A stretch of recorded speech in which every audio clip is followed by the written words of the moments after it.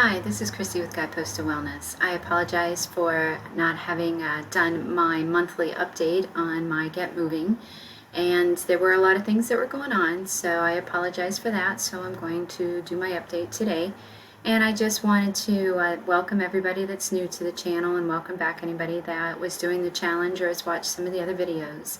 So one of the things that is important is to set yourself reasonable types of goals, and we talked about that, and I'll put some links below in the videos.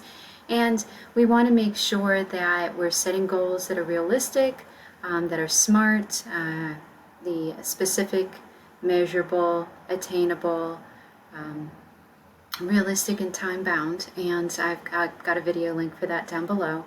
So that's why I started the Get Moving series and wanted to do that for the last month, and it's actually been about 6 weeks now.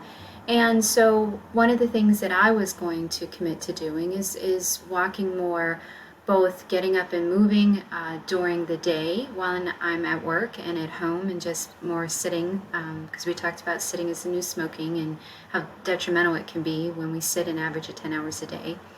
And so the two things that I committed to doing was parking further away, which I definitely did. I've turned that into kind of a game at the different stores that I park at, and make sure that I'm parking further away to get in more steps of that nature. And then the other thing that I did is I got an app on my phone that I really like that is called Alarmed. So it's a great little app, and I have it set up, and mine is Get Up and Move More, and I basically set it for one time during the day, and then I keep snoozing it every hour so that it'll keep going during the time that I'm working. And it has helped tremendously. It has made me a lot more aware of how long that I sit. And then even if I'm not necessarily doing steps, I get up and do something. And I've noticed that that has really helped with my overall physical fatigue and mental fatigue. So I've been rehabbing my shoulder, so I'll get up and do some stretches with that, or I'll stretch. I have a twisty board. I think it's officially called a Simply Fit board.